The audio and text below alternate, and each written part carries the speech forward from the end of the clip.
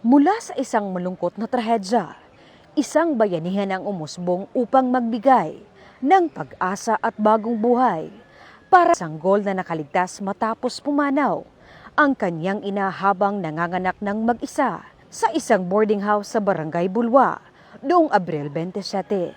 Bilang tugon sa agarang pangangailangan ng sanggol, nagsagawa ang Cagayan de Oro City Police Office sa ilalim ng pamumuno ni Police Colonel Dexter J. Pahe, City Director, ng Breast Milk Donation Drive na pinamagatang Gatas Mo, Kinabuhi Ko.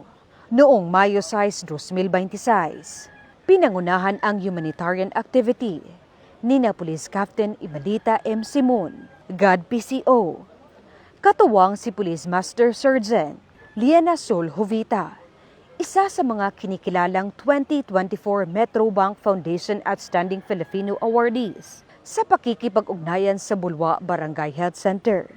Nagkaisa ang mga personnel ng Kukpo at mga lactating mothers mula sa Barangay Bulwa upang voluntaryong magbahagi ng breast milk. Ang simpleng donasyong ito ay nagbahagi ng simbolo at malasakit, pagkakaisa at pagmamahal ng komunidad para sa isang sanggol na maagang naulila.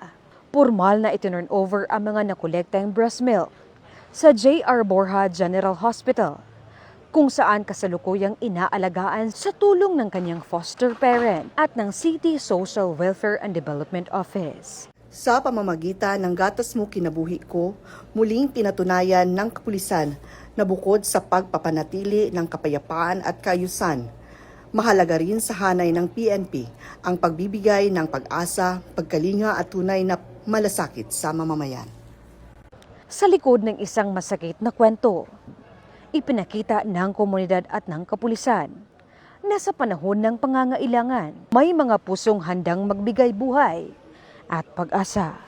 Mula dito sa inyong higalang pulis, Regional Office 10 Public Information Office, ako ang inyong PNN correspondent, Patrol Woman Jane Rose Bohol, alagad ng batas, tagataguyod ng Balitang Pulis.